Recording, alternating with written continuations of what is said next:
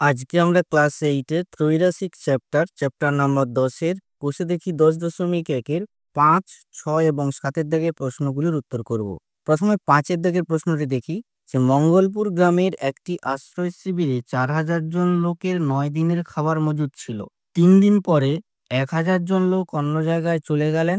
যারা রয়ে গেলেন অবশিষ্ট খাবারে তাদের আর কতদিন চলবে ত্রৈরাশিক পদ্ধতিতে হিসাব করে লিখি। তাহলে প্রথমেই কাজ আমাদের এর গাণিতিক সমস্যাটি তৈরি করা।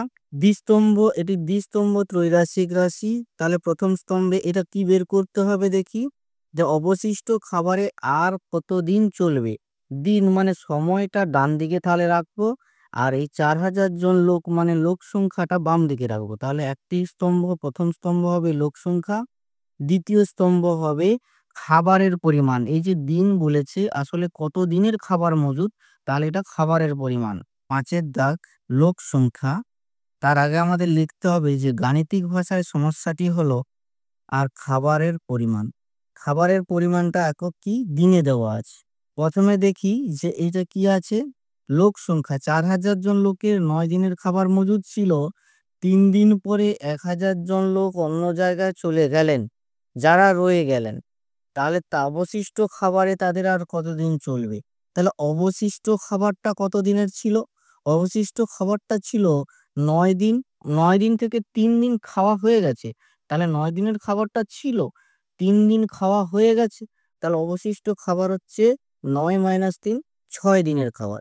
তাহলে এই 4,000 জন লোকের 6 দিনের খাওয়ার কথা ছিল, মানে খাবারটা মজুদ ছিল, অর্থাৎ এই 4,000 জন লোক 6 দিন ধরে খেত। কিন্তু সমস্যা হলো যে 1,000 জন অন্য জায়গায় চলে গেছে।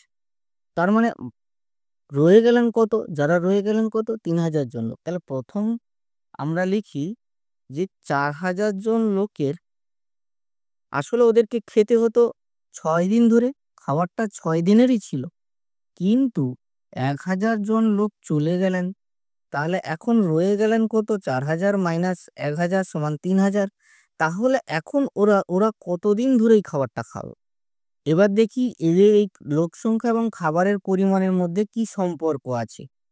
এখন আমি যদি লোক সংখ্যা বাড়াই, তাহলে খাবারের পরিমাণ, এখন খাবারের পরিমাণ বলতে এটা পরিমাণ নয়, ব্যাপারটা হচ্ছে এরকম যে আমি খাবার একটা ফিক্সড এনেছি, কিন্তু কত দিন চালাবো, কত দিন ধরে খাবারটা চালাবো তা আমার লোক সংখ্যার উপর ডিপেন্ড করছে।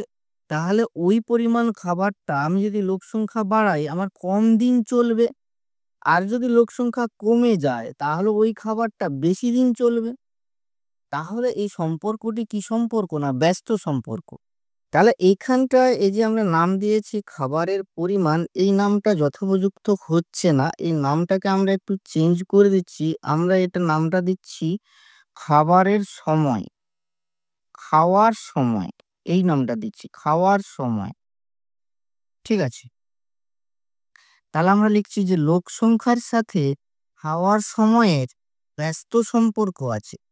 অতএব ব্যস্ত সমানুপাতটি হলো কত, ব্যস্ত সমানুপাতের ক্ষেত্রে আমরা এই সরল সমানুপাতটাকে উল্টে দেব। এই সরল সমানুপাত মানে অনুপাতটা কত হয়, আমরা 4,000:3,000 হয়। এই সরল সমানুপাতকে আমরা উল্টে লিখবো, ব্যস্ত সমানুপাত কত হবে, ব্যস্ত অনুপাত, ব্যস্ত সমানুপাত নয়, ব্যস্ত অনুপাত। এই অনুপাতের ব্যস্ত অনুপাত কত হবে, না 3,000:4,000। ঠিক আছে, তার মানে কি কত হবে তাহলে, না 3,000:4,000, ডাবল ইজ টু বা সমান চিহ্ন লিখলেও হবে, 6 জিজ্ঞাসা চিহ্ন। দিস এমপ্লয়, তাহলে আমাদের খাওয়ার সময়টা যেটা চেয়েছে সেটা সমান কত হবে, না মাঝের দুটির গুণফল ভাগ এইটা 3,000। তাহলে 4,000 × 6 ভাগ 3,000 সমান হবে 8। অতএব প্রশ্নটি বলেছে যারা রয়ে গেলেন অবশিষ্ট খাবারে তাদের আর কতদিন চলবে, অবশিষ্ট খাবারে তাদের আর 8 দিন চলবে, অবশিষ্ট খাবারে তাদের আর 8 দিন চলবে। এবারে আসি 6-এর দাগের অঙ্কটি। নসিবপুর গ্রামের একটি খামারের 42 জন সদস্য 24 দিনে খামারের সমস্ত জমি চাষ করতে পারেন, কিন্তু চাষের মরশুমে 6 জন সদস্য হঠাৎ অসুস্থ হয়ে পড়েন, খামারের সমস্ত জমি চাষ করতে অবশিষ্ট জনের কতদিন সময় লাগবে হিসাব করে লিখি। সমস্ত জমিটা ধরা যাক এক অংশ, এটা কোনো কাজে আসবে না, এটা কোনো ত্রৈরাশিকে আমাদের লাগবে না, কারণ ত্রৈরাশিকে আমাদের দ্বিস্তম্ভ ত্রৈরাশিক এবং এখানে দুটি স্তম্ভ আছে, দুটি রাশি আছে। কি বের করতে হবে, কতদিন সময় লাগবে? তাহলে দিন, এই দিনটিকে আমরা ডান দিকে রাখবো আর এই জন বা লোক সংখ্যাটিকে আমরা বাম দিকে রাখবো। প্রথম স্তম্ভ হবে তাহলে লোক সংখ্যা। তাহলে আমরা লিখে ফেলি গণিতের ভাষায় সমস্যাটি কি? গণিতের ভাষায় সমস্যাটি হলো লোক সংখ্যা আর সময়, কতদিনে কাজটি শেষ করবে। তো 42 জন লোক 24 দিনে কাজটি শেষ করতে পারে, কিন্তু চলে গেলেন কতজন? 6 জন অসুস্থ হয়ে পড়েন, মানে তারা কাজ করেননি। তাহলে তাহলে এখন কাজ করেন কতজন? 42 - 6 মানে 36 জন। তাহলে তারা কতদিনে কাজটি শেষ করতে পারবে? এখন আমরা যে সম্পর্ক বের করছি, লোক সংখ্যার সাথে সময়ের কি সম্পর্ক আছে? লোক সংখ্যা যদি আমি বাড়াই, সময় কম লাগবে না বেশি লাগবে?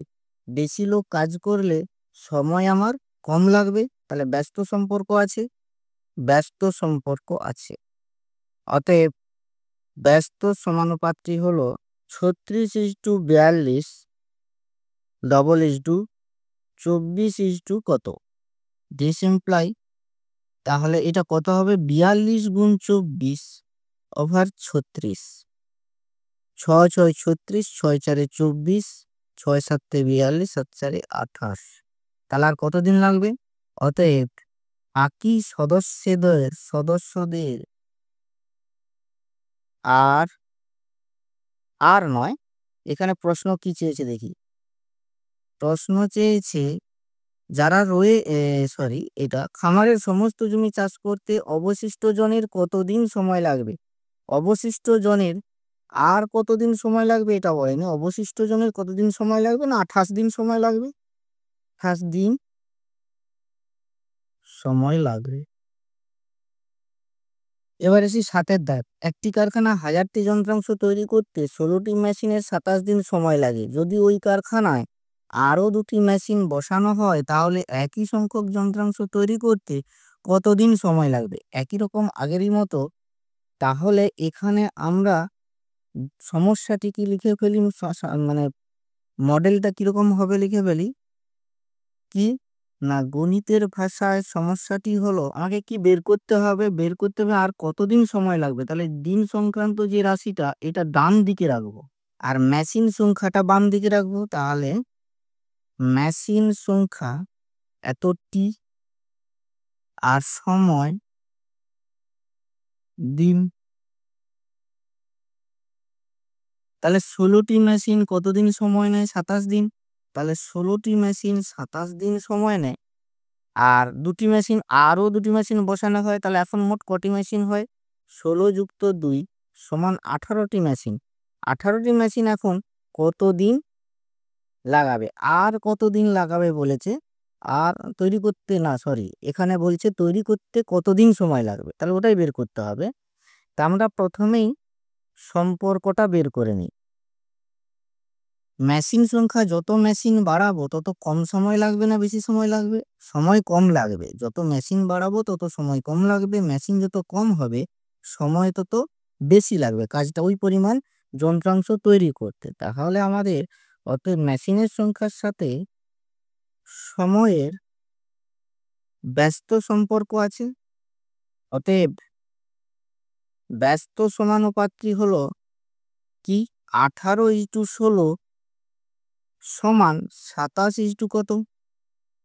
দিস ইমপ্লাই, তাহলে আমাদের ভ্যালুটা হবে 16 গুণ 27 ওভার 18 সমান হবে 9 3 27, 9 2 18, 2 8 16, 8 3 24। অতএব 1000টি যন্ত্রাংশ তৈরি করতে 24 দিন লাগবে। 24 দিন লাগবে। কতদিন সময় লাগবে? 24 দিন সময় লাগবে। এই হলো আমাদের অ্যান্সার।